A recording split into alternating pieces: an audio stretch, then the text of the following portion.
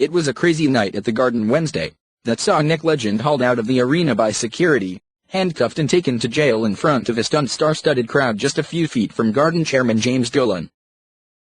Charles Oakley, known for his physical style of play that made him an all-star and helped the Knicks reach the NBA Finals in 1994, vehemently denied that he yelled at the Knick owner moments before being thrown out by several security guards.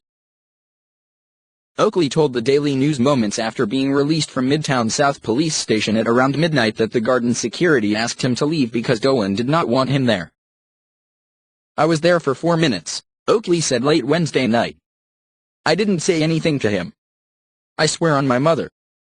They came over and wanted to know why I was sitting there. I bought the ticket. I said, 'Why do you guys keep staring at me?' Then they asked me to leave. And I said I'm not leaving." What followed next is the ugliest chapter yet in a rapidly deteriorating Knicks season, all on full display in front of a nationally televised audience and the league's commissioner Adam Silver.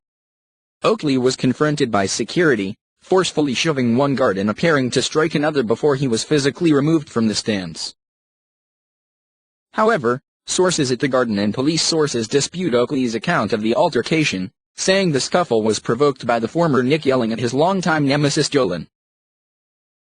Oakley was asked by several members of Garden security to leave, and then was seen shoving the swarming security guards, not far from tennis legend John McEnroe and with Dolan standing nearby in a maroon scarf. Oakley was then escorted through the tunnel, taken to the floor by NYPD, and cuffed. According to police, Oakley was charged with 3 counts of misdemeanor assault, 1 of criminal trespass. A source said that Oakley declined legal representation because he was only hit with a desk appearance ticket. He was released from the Midtown South precinct at around midnight by police and snuck out the back door and into a black SUV, avoiding the waiting press outside. Oakley, according to the source, first told police that he bought his own ticket for New York's 119-115 loss to the Clippers, but then acknowledged that somebody else did. After being escorted through the tunnel, Oakley was overheard shouting for his release, "FK that, let me go," among other profanities.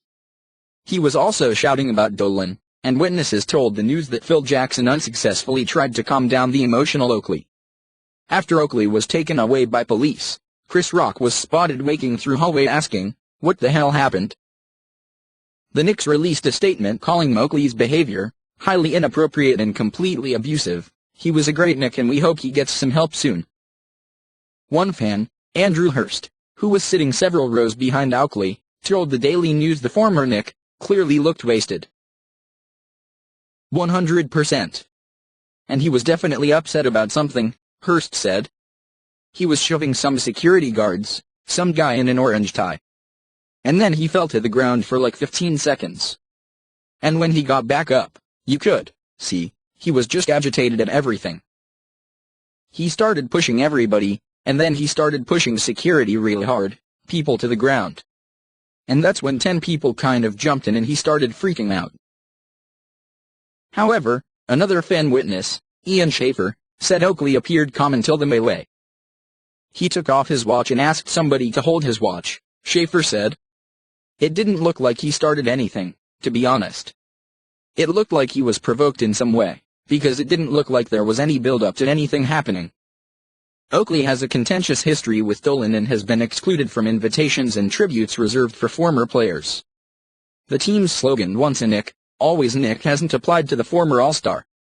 Oakley has maintained that Dolan doesn't like his honesty and bluntness, and recently told the New York Times that the owner has refused to consider a reconciliation. "I want to sit down to talk to him.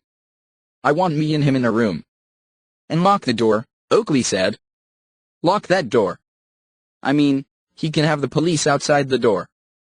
Former Knicks president Dave Checketts, who presided over the successful teams in the early 90s with Oakley as the enforcer, said he unsuccessfully reached out to see if his friend needed a lawyer or help. Checketts said he couldn't bail out Oakley because he was in Boston. For many years at the Garden, he was heart and soul, blood and guts. He gave it his all the time, Checketts told the news. "So I wanted to see if I can help."